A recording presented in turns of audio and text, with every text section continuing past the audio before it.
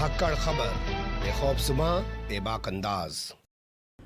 धाकड़ खबर के news room से मैं आपके साथ हूं अकरम रईस खान। भारतीय जनता पार्टी के राष्ट्रीय अध्यक्ष जेपी नड्डा ने सीएए को लेकर एक बड़ा बयान दिया है। उन्होंने दावा किया है कि सीएए कानून लाकर मोदी सरकार ने बाबा साहेब डॉक्टर भीमराव अंबेडकर के सपनों को साकार करने का काम किया है।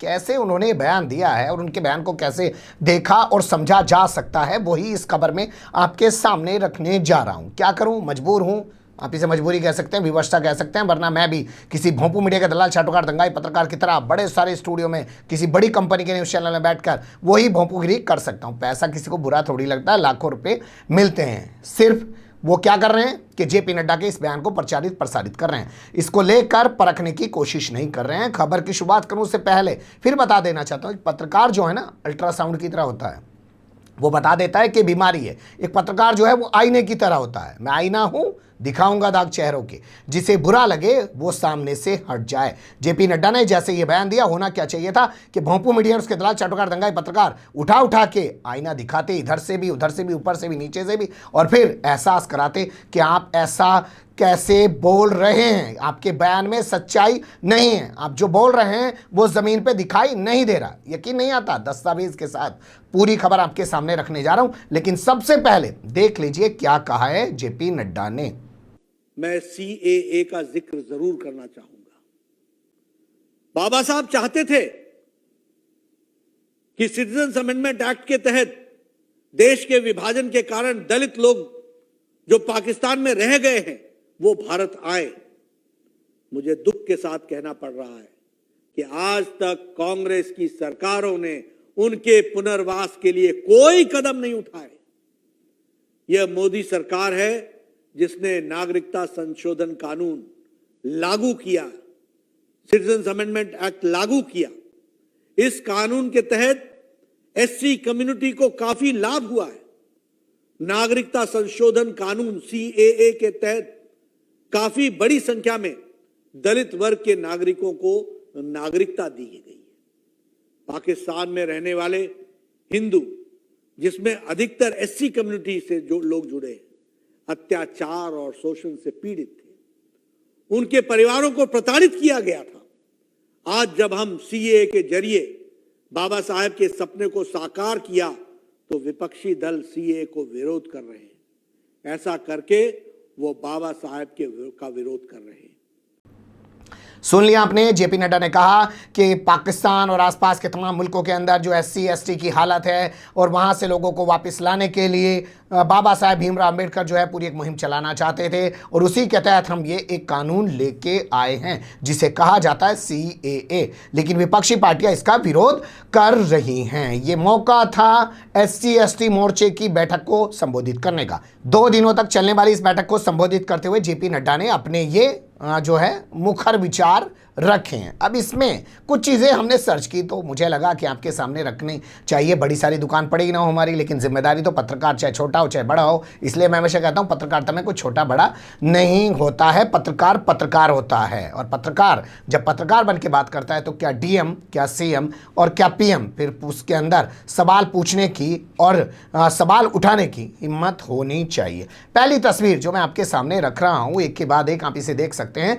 आपको इससे अंदाज़ा हो जाएगा कि 10 दिसंबर 2019 को पार्लियामेंट से ये कानून पास कर दिया गया था। लंबी चौड़ी स्पीच अमित शाह ने यूं हाथ फेंक के न जाने कितने घंटों तक का लंबा चौड़ा भाषण दिया और बताया कि ये कानून किस लिए लाया जा रहा है, कितना ज़रूरी कानून है। पार्लियामेंट से पास हो गया। 11 जनवरी 2020 को इसको राष्ट्रपति ने भी मंजूरी दे दी। इसके बाद नोटिफिकेशन जारी कर दिया गया, यानी कि कानून लागू हो गया। लेकिन ये कानून कैसे काम करेगा, इसके लिए एक नियमावली बनती है, हर कानून की बनती है। वो नियमावली आज तक नहीं बन पाई। सरकार ने कहा कि वो जुलाई 2020 तक नियमावली बना लेगी, लेकिन कोरोना आ गया, उसने पेंडिंग में डाल दिया। फिर उसके बाद जुलाई 2020 आया तो उसके बाद फिर से एक बार डेडलाइन को आगे बढ़ा दिया गया। जनवरी 2021 तक कानून आ जाएगा। इस दौरान बंगाल से भी खूब आवाज़ें उभरने लगी और दावा किया जाने लगा कि जनवरी तक 2021 तक सीए कानून को लागू कर दिया जाएगा। लेकिन जनवरी भी बीत गया, उसके बाद डेडलाइन चली गई जुलाई 2021 तक लेकिन जुलाई 2021 भी बीत चुका है। मैं तो आपके सामने सितंबर में खबर रख रहा हूं। अब जो मानसून सेशन खत्म हुआ है, मानसून सत्र जो संसद का चल रहा था, उसमें नित्यानंद राय जैसे पहले की तरह बयान दे रहे थे, वैसे भी इस बार भी बयान दे दिया। उन्होंने कहा नियमावली तैयार करने के लिए अभी हमें 6 महीने का वक्त और लगेगा, यानी कि वो जनवरी 2022 की बात करके जा चुके हैं। जनवरी 2022 अभी आया नहीं है। क्या तब तक नियमावली बन पाएगी, नहीं बन पाएगी, हम नहीं जानते, या फिर कोई एक नई डेडलाइन आएगी कि नहीं आएगी, ये भी हम नहीं जानते। लेकिन आप कुल मिला के देख सकते हैं कि जिस सीए कानून को लेकर इतना बड़ा गुनगाना जेपी नड्डा कर रहे हैं, उन्हीं की सरकार उस कानून की नियमावली 2 साल में तैयार नहीं कर पा रही है।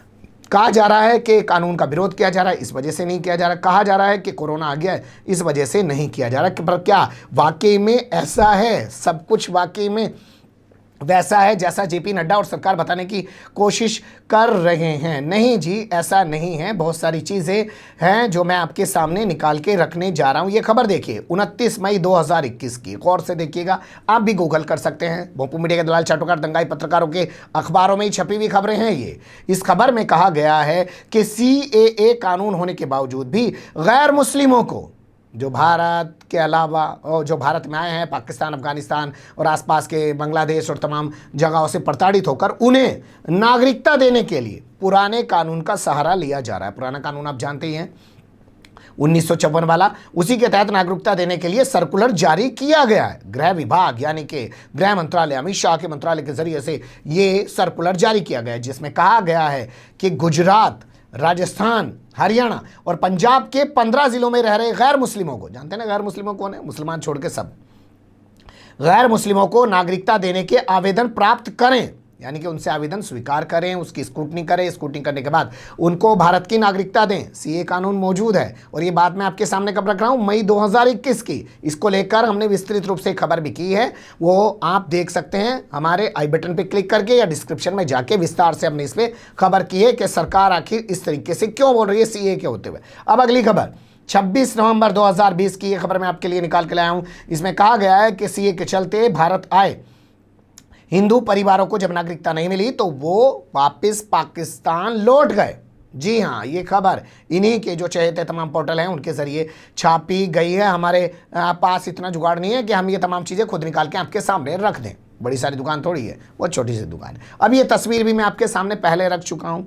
जोधपुर में एक हिंदू परिवार ने बाकायदा वीडियो बनाया, रात का समय था, कहा या तो हमें नागरिकता दो, या यहाँ के जो हिंदू हैं, जो हमारे रिश्तेदार हैं, वो हमें परेशान कर रहे हैं, उनसे बचाओ, नहीं तो हम लोग सुसाइड कर लेंगे। ये खबर भी मैं आपके सामने विस्तार से रख चुका हूँ।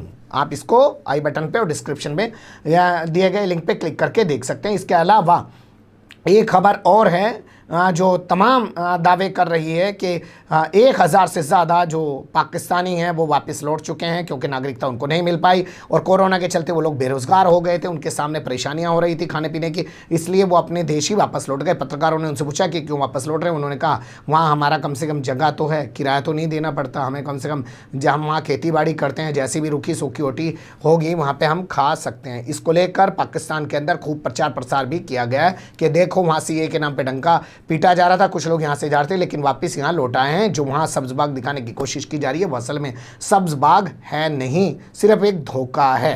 ये तमाम चीज़ें जो हैं ये बताती हैं कि जेपी नड्डा जो बोल रहे हैं उनकी कथनी और करनी में बहुत फ़र्क है। वो कब सीए कानून को लागू करेंगे? क्योंकि आपने अभी देखा होगा जब अफगानिस्तान में तालिबान ने कब्जा कर लिया और वहाँ से बहुत सारे गैर मुस्लिमों को देश छोड़ के निकलना पड़ा, हालांकि बहुत सारे मुस्लिम भी निकले हैं। तो उसके बाद जैसे ही वहाँ से सिख आए तो एक मुद्दा बना, जब ये गुरुद्वारा सिख प्रबंधन कमेटी के जो अध्यक्ष हैं मनजिंदर सिंह सिरसा, इन्होंने कह दिया कि सीए कानून जो है उस और संशोधन करके उसको और बेहतर बनाने की ज़रूरत है। जो ऐसे प्रताड़ित लोग आ रहे हैं, हालाँकि उनका कहना तो मुसलमानों को लेकर भी था, लेकिन उसको मुद्दा बनाया गया सिर्फ इसलिए कि सिखों को नागरिकता दी जाए और सीए का मुद्दा एक बार फिर से गर्म किया जाए। तो धीरे धीरे करके रह के कभी कभी सीए का मामला गर्माता रहता है। फिर से एक बार गर्माने की कोशिश की है जेपी नड्डा ने, लेकिन ईमानदारी से बात अभी भी नहीं की जा रही। आखिर सीए कानून होते हुए भी पुराने कानून के तहत नागरिकता देने का सर्कुलर क्यों जारी किया गया? और जो लोग वापस लौट रहे हैं उनको रोका क्यों नहीं गया? क्योंकि जो लोग वापस जाते हैं वो बाकायदा सरकार की इजाज़त लेके जाते हैं। एक चीज़ होती है लॉन्ग टर्म वीज़ा, LTV, जो पाकिस्तान से आए हुए लोग हैं उनको एलटीवी दिया जाता है, कुछ समय के बाद फिर उसमें विस्तार कर दिया जाता है, यानी कि एक्सटेंशन कर दिया जाता है। भाई इतने साल तक तो रह सकते हो, उसके बाद वीज़ा खत्म हो रहा है, फिर वो आवेदन करते हैं, फिर उनका बढ़ा दिया जाता है। तो एलटीवी पाया हुआ जो भी व्यक्ति है, अगर वो वापस जाना चाहता है, उसको बाकायदा सरकार से परमिशन लेनी पड़ती है और वो परमिशन लेके वापस जाता है। तो क्यों आखिर वापस जाने दिया जा रहा है?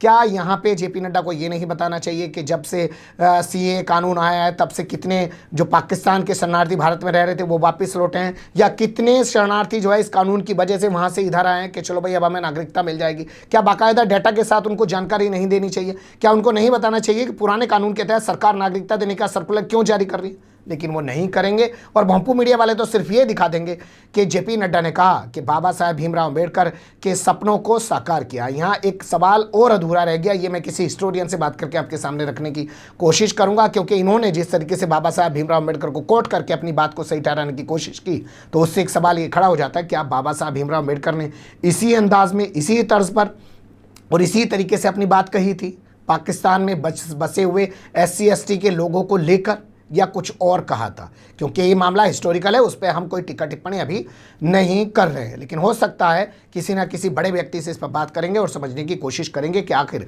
बाबा साहब भीमराव अम्बेडकर ने कहा क्या था। अब बने रहिएगा धाकड़ खबर के साथ। फिलहाल कमेंट्स के रूप में आप लोग अपनी राय दे सकते हैं, खबर को लाइक कर सकते हैं, चैनल को सब्सक्राइब कर सकते हैं, ज़्यादा से ज़्यादा हमारी खबरों को शेयर कर सकते हैं। फिर ऐसे ही किसी सुलगते हुए या उलझते मुद्दे लेकर मैं आपके सामने हूँगा हाजिर। फिलहाल अभी मुझे दें इजाज़त।